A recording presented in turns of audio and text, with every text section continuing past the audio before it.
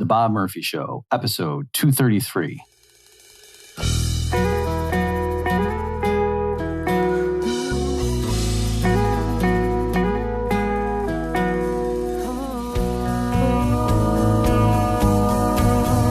There's a tidal wave coming. What you gonna do?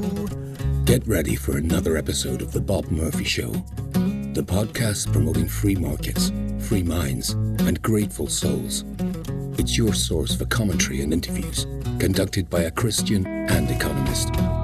Now here's your host, Bob Murphy.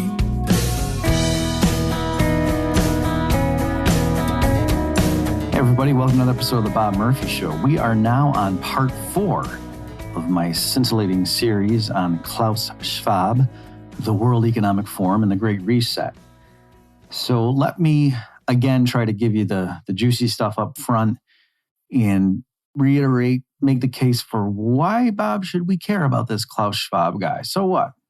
So in the previous installment, part 3, I showcased some quotes where Schwab was bragging about how, his young leaders, and that's a formal term. He had an official program designed to identify these folks and steer them in the ways of Schwabism and global technocracy, perhaps.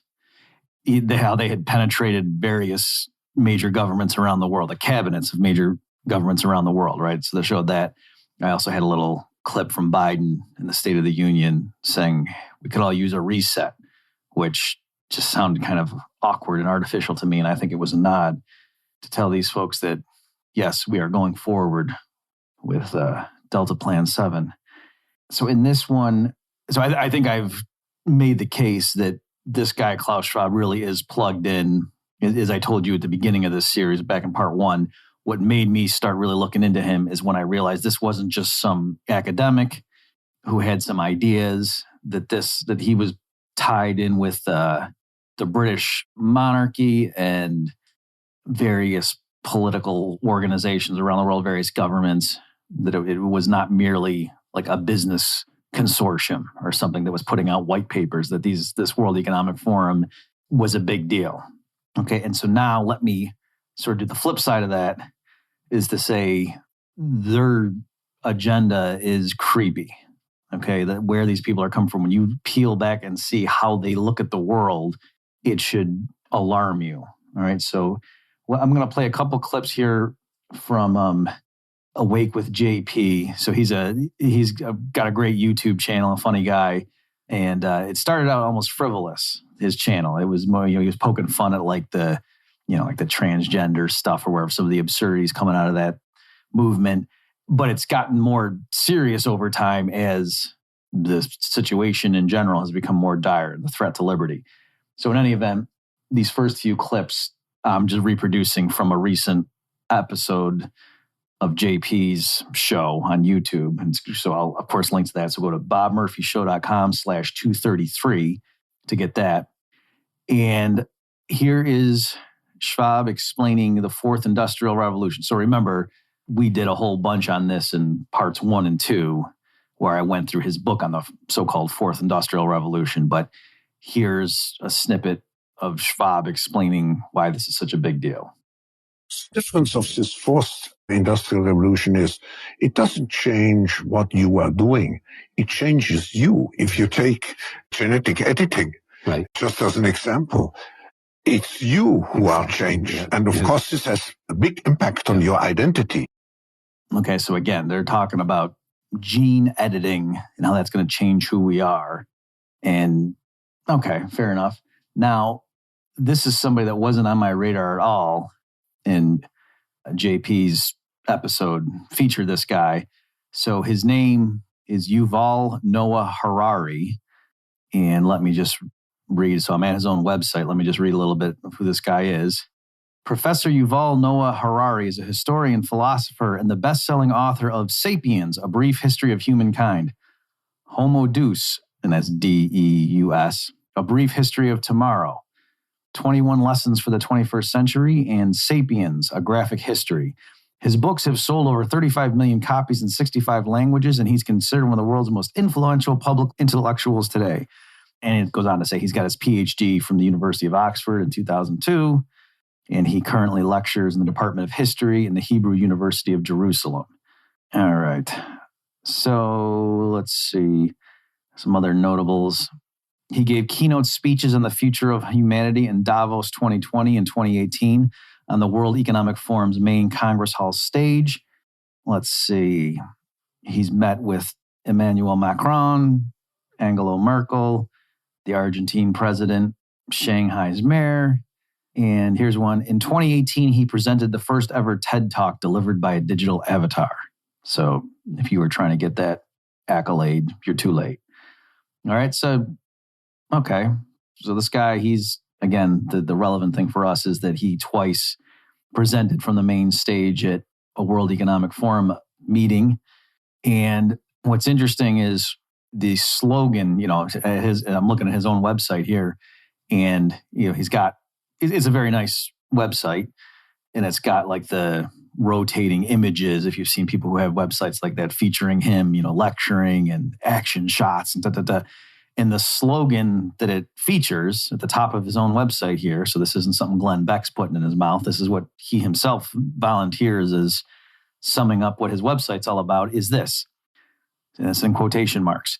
History began when humans invented gods and will end when humans become gods. Okay, so that's interesting. So let's play some clips here. And like I say, some of these are from, I'm just reproducing from JP's episode. So why don't we take a listen to what Yuval Noah Harari had to say to the World Economic Forum attendees. Data might enable human elites to do something even more radical than just build digital dictatorships. By hacking organisms, elites may gain the power to re-engineer the future of life itself. Because once you can hack something, you can usually also engineer it. Now, in the past, many tyrants and governments wanted to do it, but nobody understood biology well enough, and nobody had enough computing power and data to hack millions of people. Neither the Gestapo nor the KGB could do it. But soon, at least some corporations and governments will be able to systematically hack all the people. Evolution by natural selection with evolution by intelligent design. Not the intelligent design of some god above the clouds, but our intelligent design and the intelligent design of our clouds. The IBM cloud, the Microsoft cloud, these are the new driving forces of evolution. All right, so there you go. I just played them all back to back there. And so I saw that stuff on JP's episode, and then I went and dug up what I think is the same talk, like directly at the World Economic Forum's own site. And so this one, the title of this is called Will the Future Be Human? And this was from January of 2018, the World Economic Forum. So on YouTube right now, this particular talk that's only half an hour long has just shy of 250,000 views. Okay. And so why don't we play, so first of all, from the very beginning of that, here, after he literally cleared his throat and got the lighting to his liking in the auditorium, got his PowerPoint ready, this is how he opened up. And again, the title of this was, Will the Future Be Human? I want to talk to you today about the future of our species and really the future of life. We are probably one of the last generations of Homo sapiens. Within a century or two, Earth will be dominated by entities that are more different from us than we are different from Neanderthals or from chimpanzees. Because in the coming generations, we will learn how to engineer bodies and brains and minds. These will be the main products of the economy, of the 21st century economy. Not textiles and vehicles and weapons, but bodies and brains and minds. All right, so pretty creepy stuff, I think we can all agree. Notice too, though, I guess on the one hand, I'm pleased that he's making a distinction between the brain and the mind. Because notice he said that brains and minds will be the top commodities. Because that's sort of a silliness that some materialist atheist types often commit is that they think that there's no such thing as a mind. Like they just talk about a brain, or if they use the terms interchangeably. And no, those are clearly distinct things, right?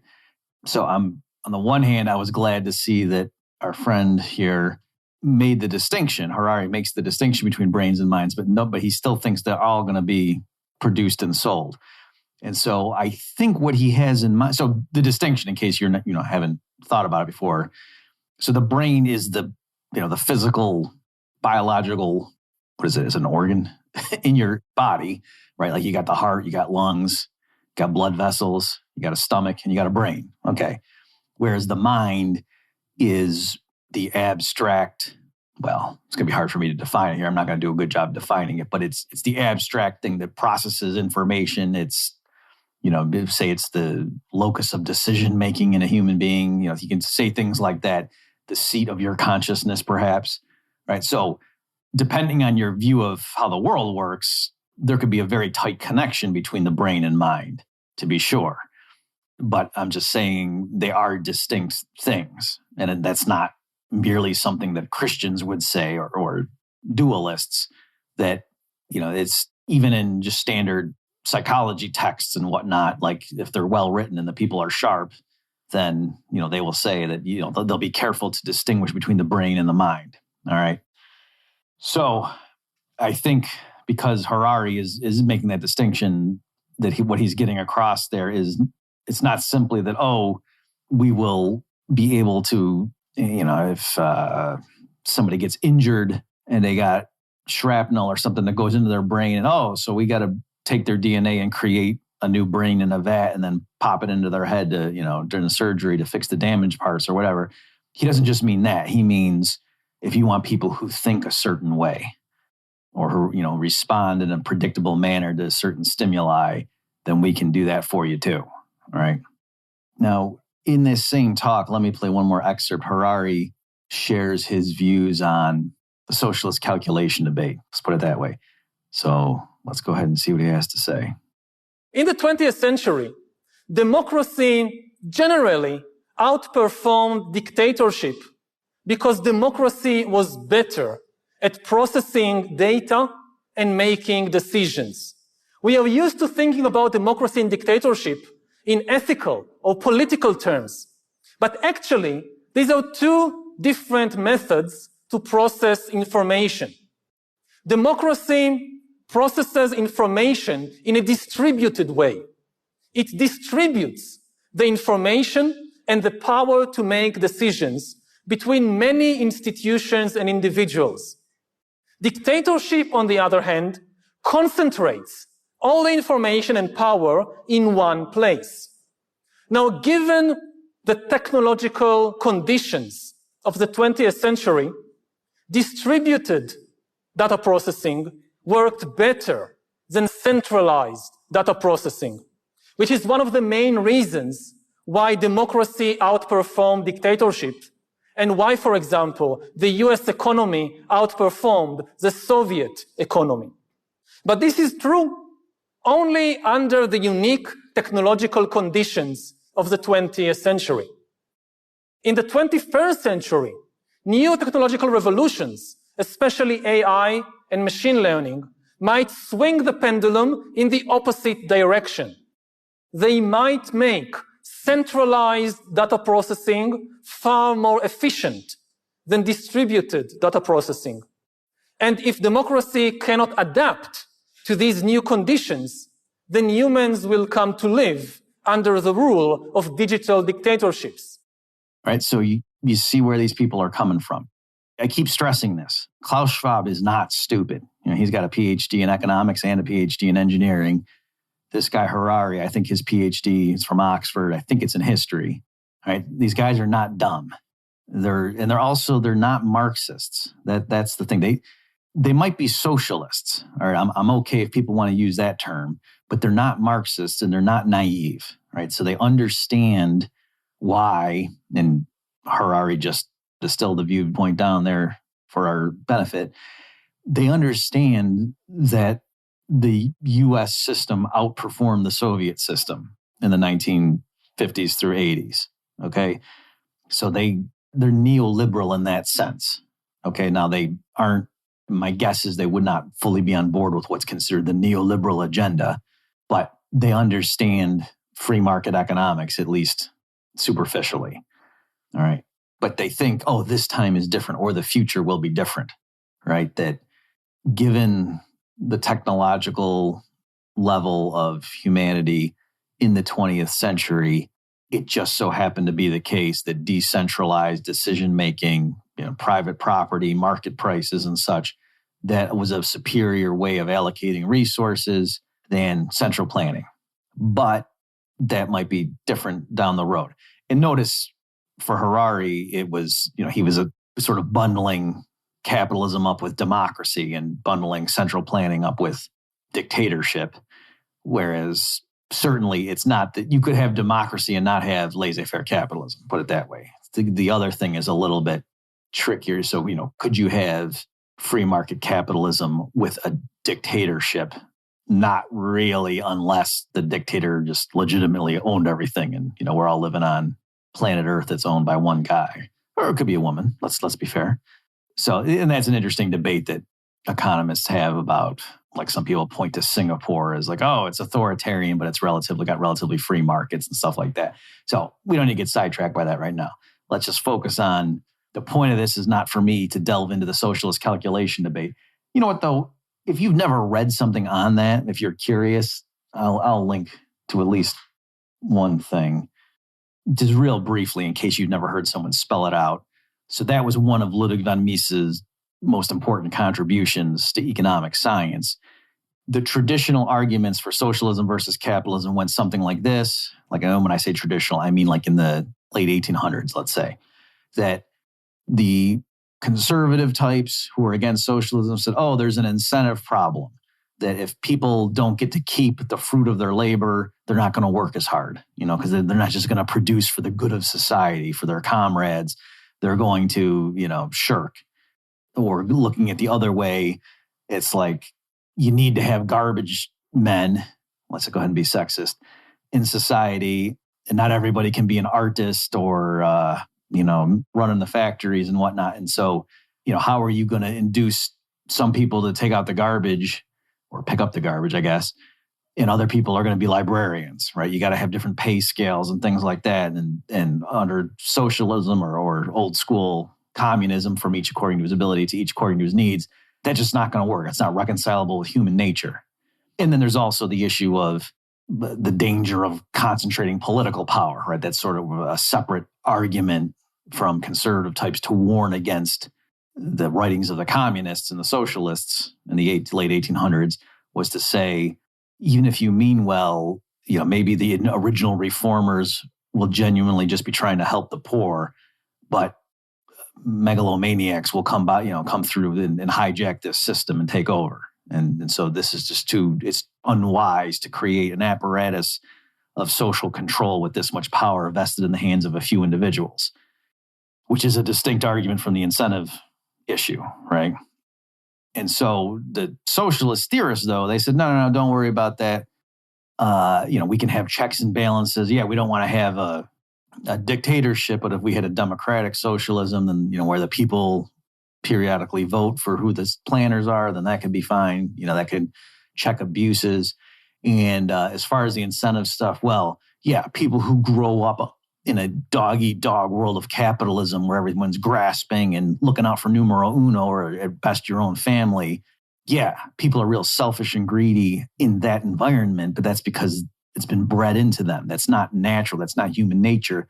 If we could get to a socialist society, so the argument goes, or went, then the people who were born into that world wouldn't feel the need to just look out for numero uno. Like they would be happy to produce for the benefit of their neighbors and countrymen, right? So that's the idea. And so the arguments were sort of at an impasse, at least when socialism was still largely theoretical, because, who knows, maybe they're right. And so it was in that context that Mises then advanced what Austrians call the socialist calculation argument, where Mises argued that he just stipulated for the sake of argument. He said, no, let's suppose the central planners mean well. They're genuinely trying to help their people, right? So they're not evil. And let's also stipulate away any incentive problems, right? So assume that once the orders come down from on high, is that this is what the plan is. Like, you guys over there, you go to this factory. You guys over there, you go to this forest and cut the timber. You guys, you start laying, track for this railroad, and we're going to distribute the food and the housing according to these rules, and everybody's fine with that. They're not grumbling. Someone's not like, well, this is not fair. I'm working a lot harder than that guy over there, and my family's even bigger, and how come I'm getting fewer meals than he is?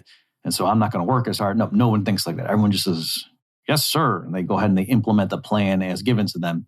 Even so, Mises argued, they would be groping in the dark if it were a genuinely centrally planned economy with no genuine market for the means of production, right? If all of the higher order, when the Austrian framework, the higher order goods were owned by the state, then there wouldn't be genuine market prices for them. And so people wouldn't know what the relative economic value of their units would be, right? So you wouldn't know economically how much is one barrel of crude oil compared to, a pallet of bricks, right? Whereas in a market economy, because of that, there's all sorts of technological trade-offs. There's all sorts of different things you could make with a given amount of resources, physical inputs, and technological know-how and available manpower and different skill types and such, right? So to know what do we have to work with, and then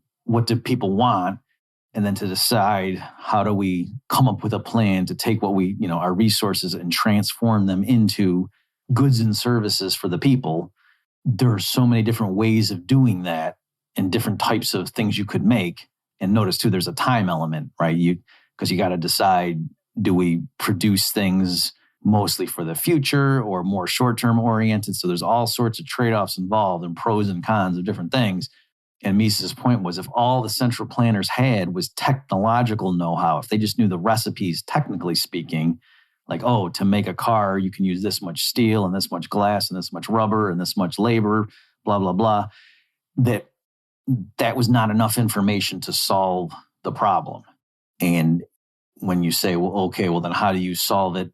Because you could go ahead and do it, Mises' point was, but then you wouldn't know if there was a better way to do it, right? You wouldn't know if you were efficiently using society's scarce resources. You would just know, we had this many resources to start with, and we made this many cars and this many houses and this many diapers and blah, blah, blah, blah, blah.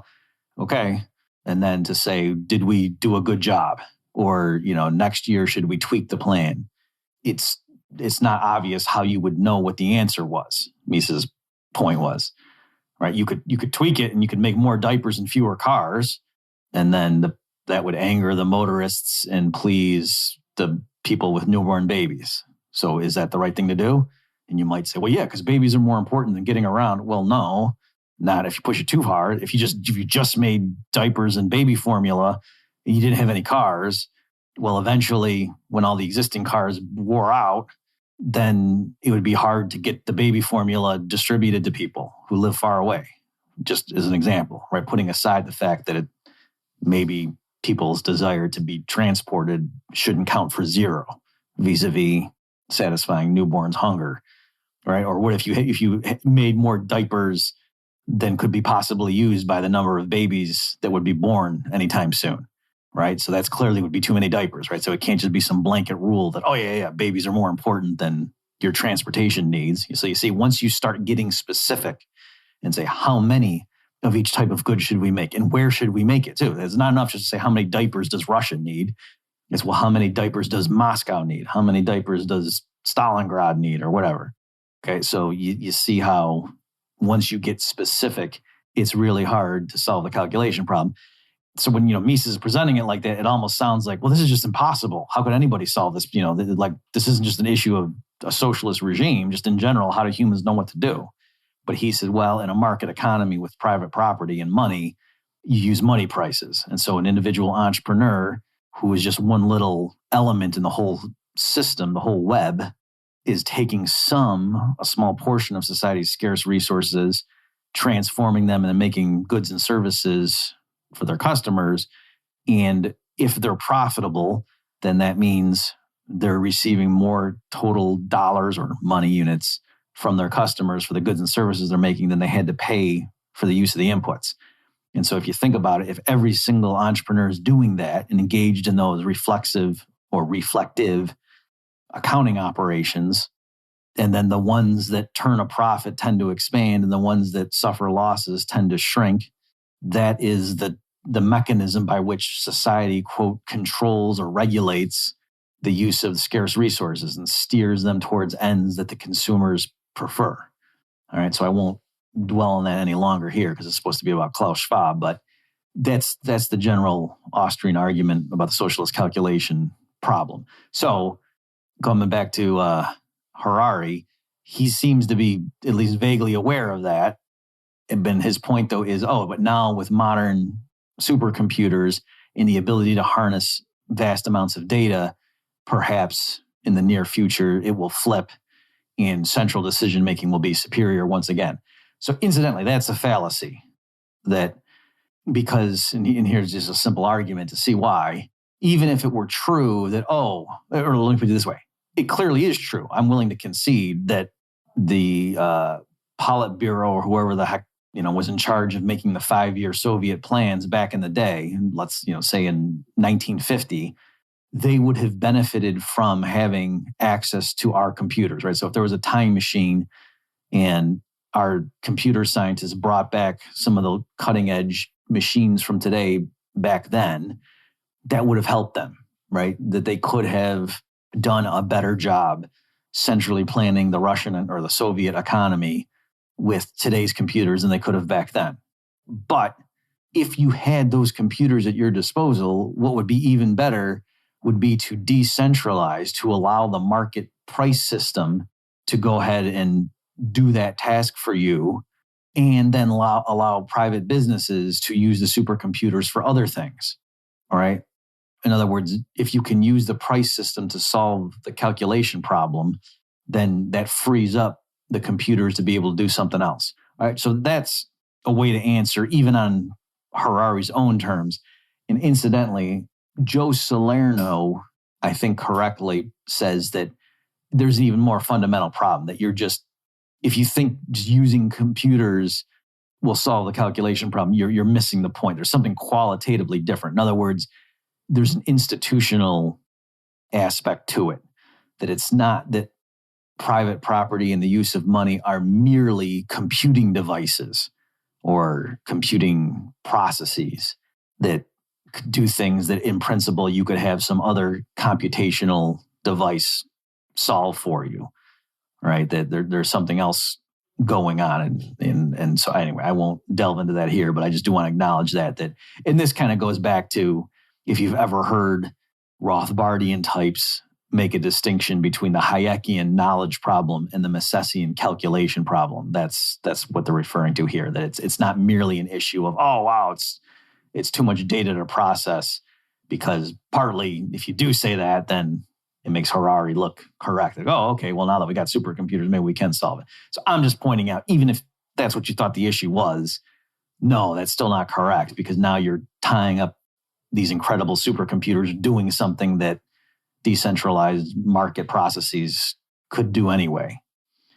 Okay, so, but for our purposes, though, you see the creepiness of this, so that, taking Klaus Schwab and Harari's perspectives together here, that a lot of these elites who are plugged into the World Economic Forum and, the Bilderberg Group and Council of Foreign Relations and so on, it's not merely, which probably wouldn't surprise you, that they think they know better than the average person, that because, their superior intellect and training, but also because they've been privy to these secret meetings and they hang out in these circles and they just know that, the reason this invasion occurred or the reason this thing happened or this world event was not what is being promulgated in the major media, whereas we behind the scenes, we really know what was up.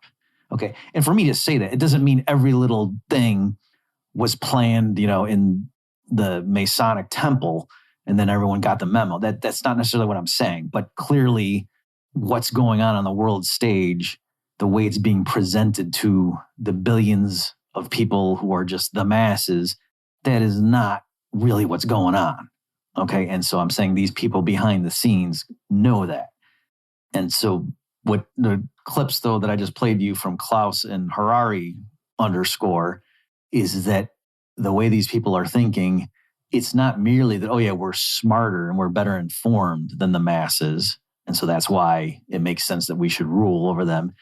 But they're looking forward to a future where they are physically distinct, that they're actually a different species, right? So when you talk about, oh, they look at us as cattle or as, sheep or whatnot, that's going to be quite literally true. That's not just going to be a metaphor, that they're going to think that they and their offspring and their buddies are literally a higher form of life, even though in their own worldview, there's no such thing as higher or lower forms of life. But put that aside. No one ever accused these types of being consistent.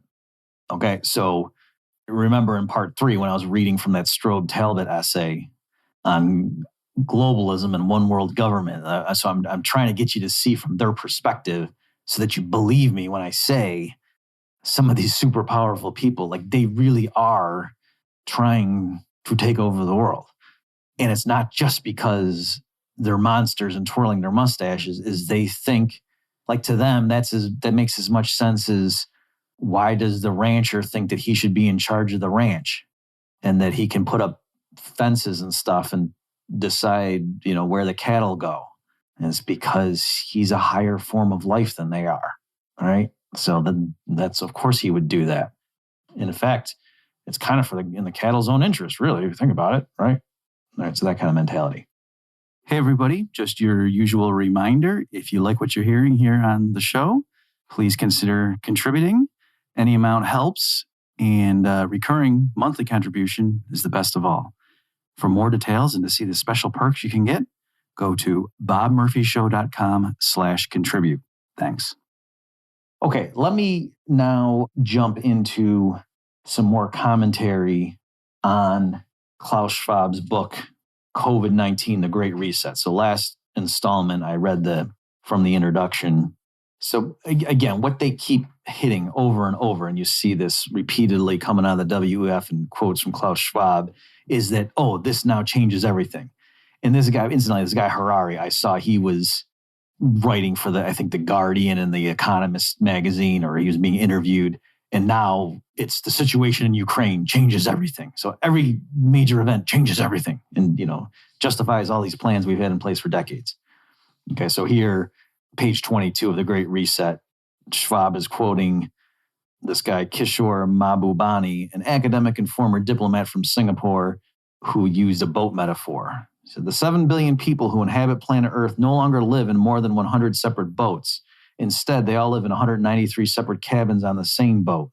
And he said that this is one of the greatest transformations ever. And he said, if we 7.5 billion people are now stuck together on a virus-infected cruise ship, does it make sense to clean and scrub only our personal cabins while ignoring the corridors and air wells outside through which the virus travels? The answer is clearly no. Yet this is what we've been doing. Since we are now in the same boat, humanity has to take care of the global boat as a whole. Okay, and so this, again, they're breaking down barriers, traditional spheres of autonomy, and they're paving the way for, an integrated, globally coordinated power structure that makes all these important decisions. And it's, informed by surveillance around the world. And part of how they justify this is, hey, this is coming, whether you like it or not. And Harari had some allusions to that in the clips I played. And if you went and watched, his full presentation, you'd see him elaborate on this theme. That's kind of where they're coming. They're saying basically, if we just sit back and let things run, let nature take its own course, as it were, it's going to be these major corporations that are going to end up ruling the world. And you don't want that, do you? They're just doing it for profit. You want ethical, responsible, knowledgeable people to be in charge, running the world. But they have to be competent too, technically savvy. So like people like us, right?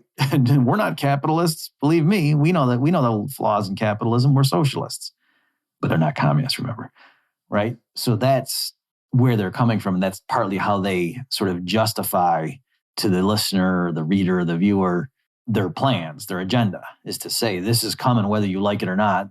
The only question is who is going to be in charge of this apparatus of social control. Do you want it to be nice people like us, or do you want it to be money-hungry capitalists? So just to underscore what I just said there, page 33, this is Klaus and his co-author. Just to provide a broad and oversimplified example, the containment of the coronavirus pandemic will necessitate a global surveillance network capable of identifying new outbreaks as soon as they arise, laboratories in multiple locations around the world that can rapidly analyze new viral strains and develop effective treatments, large IT infrastructures so that communities can prepare and react effectively, appropriate and coordinated policy mechanisms to efficiently implement the decisions once they are made, and so on. The important point is this: each separate activity by itself is necessary to address the pandemic, but is insufficient if not considered in conjunction with the others. It follows that this complex adaptive system is greater than the sum of its parts. All right, so you can see, again, that they're saying it's not enough. We need the global surveillance. We need this ability. Our hands have been tied. Look at how inept certain governments were during this crisis. That's why we need to change everything. We need to have a smooth, top-down, fluid system. They can't be hobbled by constitutions and periodic elections and things. You need to have experts in charge of these various things, because when the next pandemic hits, we need to go. We can't just be dawdling and waiting to see if, the masses who watch Tucker Carlson are okay with this. Right? Obviously, I'm riffing a little bit here. He didn't say all that in those words, but that's where they're coming from. Okay, why don't I skip ahead? This is page 44. So in this section, he's talking about the macro reset. So here, I'll spend most of the time in this area just because this is about macroeconomics, where, it's... So even though Klaus has a PhD in economics, when I read this book, I downgraded my opinion of him. So yes, he's a smart guy, but I don't think he's a good economist. All right. So page 44, the logical conclusion of these 2 points is this: governments must do whatever it takes and spend whatever it costs in the interest of our health and our collective wealth for the economy to recover sustainably. As both an economist and public health specialist put it, and then in quotes, only saving lives will save livelihoods, making it clear that only policy measures that place people's health at their core will enable an economic recovery. And then he says, this is Klaus, only future data and subsequent analysis will provide incontrovertible proof that the trade-off between health and the economy does not exist. So I underlined that and said, in the margin, because that's a weird thing to say. I mean, you can give him the benefit of the doubt and say maybe what he just meant was, right now we don't know, and only the time will tell. But at face value, what it's saying is, Klaus is telling us there is no trade-off between health and the economy. And he's saying only future data and subsequent analysis will provide incontrovertible proof. So it's just weird that he's like assuring us of what he's admitting. We don't actually know this for sure yet. But trust me, the data will bear this out. And it's ironic too, because for those of you who've been following this stuff, that the jury for sure is still out on that, if not coming in to say, at the very least, that the trade-off is starker than many of the lockdown proponents would have had you believe. All right. It's not worth me dwelling on this, but he goes on to argue that the study by the Imperial College London argued that wide-scale rigorous lockdowns imposed in March 2020 averted 3.1 million deaths in 11 European countries. And I think there are serious methodological problems with that study and others that I've seen. So, but I won't get into the specifics there. But again, my point being that you could argue, well, Klaus doesn't actually believe this stuff, Bob. This is just, the rhetoric and the justification he's using for whatever the secret agenda. Okay, fine. Fair enough. But if we take him at face value and the arguments he's leveling in here, they're not good arguments. And he's being sloppy by citing studies to say, this is showing that, lockdowns worked and there's no trade-off between health and safety. Another issue is that Klaus keeps, and now we're on a first-name basis apparently, conflating the pandemic with government response to the pandemic, right? So when I just even said a minute ago, there's no trade-off between health and the economy, I might have said health and safety, but if I did, I misspoke. I meant there's no trade-off between health and the economy. And that's probably largely true, or at least in a certain sense. Just like I don't think there's a trade-off between freedom and safety. That may have been what I was thinking of if I did misspeak and said health and safety. That normally the the alleged trade-off is between freedom and safety. And I want to say, no, there isn't in reality. That when the government takes away your freedoms in the name of keeping you safe, you are less free and less safe. Okay, but there's a similar pattern where if the government locks down the economy, then that certainly does hurt economic growth, right? Whereas Klaus is trying to argue the opposite, that no, because people were worried about the virus, they weren't going to go shopping anyway, and it was aggressive public health measures that eventually would get us through this and get, the economy reopened as quickly as possible. So that's what he means when he said there's no real trade-off involved. And I'm saying actually there is, if you're talking about government policies. And so an example of how I think he's conflating those two, page 46, he says, the shock that the pandemic has inflicted on the global economy has been more severe and has occurred much faster than anything else in recorded economic history. Even in the Great Depression in the early 30s, in the Great Financial Crisis in the 2008, it took several years for GDP to contract by 10% or more and for unemployment to soar above 10%. And then he says, but with the pandemic, that happened much more quickly. But again, no, it was not the pandemic per se that made unemployment shoot above 10% or made economic output contract. It was government-imposed lockdowns, all right? So it's an open question, what would have happened. So again, I can't be certain of what would have happened if governments hadn't done anything coercive and had just, issued public health recommendations. But certainly the speed with which the economy came to a screeching halt and unemployment shot up was clearly due to the aggressive lockdowns that kind of shocked everybody, put it that way. Also, too, with this stuff, they're trying to have it both ways. So which is it? If everybody would have just stayed home anyway, and so the economic crash and unemployment spike would have happened with or without government coercive measures, well, then what's the point of those coercive measures, right? So again, they're sort of being slippery and trying to have it both ways. If you need an aggressive government response to contain a pandemic, then don't insult us by saying, oh, forcing everybody to stay home didn't really affect the economy because people would have stayed home anyway. Well, okay, well, then you didn't need to force them to do it. To give an example of why he's just not a good economist. So pages 50 to 51, Schwab is talking about for the countries that have exited lockdown, it's too soon to tell how their GDP growth will evolve. Like, will it be a V-shaped curve or whatever? And then he says there's two reasons to not get carried away and expect there to be a strong rebound. So number one, the marked improvement in PMI, purchasing manufacturing indices, in the Eurozone and the US does not mean that these economies have turned the corner. It simply indicates that business activity has improved compared to previous months, okay? And then number two, and this is the one I want to focus on, in terms of future growth, one of the most meaningful indicators to watch is the savings rate.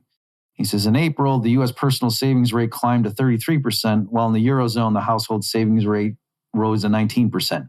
They will both significantly drop as the economies reopen, but probably not enough to prevent these rates from remaining at historically elevated levels.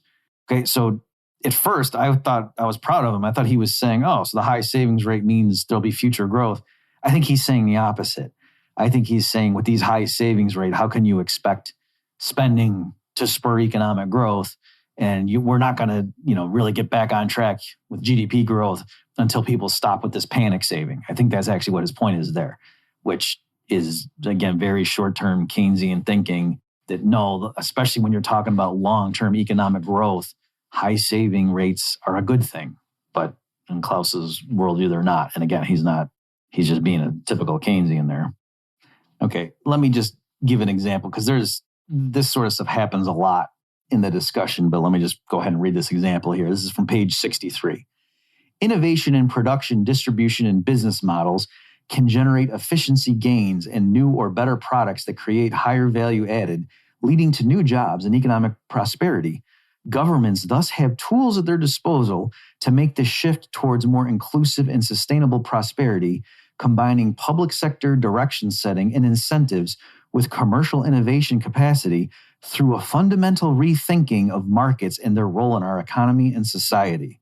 This requires investing differently and deliberately in the frontier markets outlined above, which I didn't read for you guys, areas where market forces could have a transformative effect on economies and societies, but where some of the necessary preconditions to function are still lacking. shaping the rules and mechanisms of these new markets can have a transformational impact on the economy. If governments want to shift to a new and better kind of growth, they have a window of opportunity to act now to create incentives for innovation and creativity in the areas outlined above. All right, and then let me just wrap up this episode with this paragraph here. So he's saying some have called for degrowth, a movement that embraces zero or even negative GDP growth. He says, however, beware of the pursuit of degrowth proving as directionless as the pursuit of growth. The most forward-looking countries and their governments will instead prioritize a more inclusive and sustainable approach to managing and measuring their economies, one that also drives job growth, improvements in living standards, and safeguards the planet.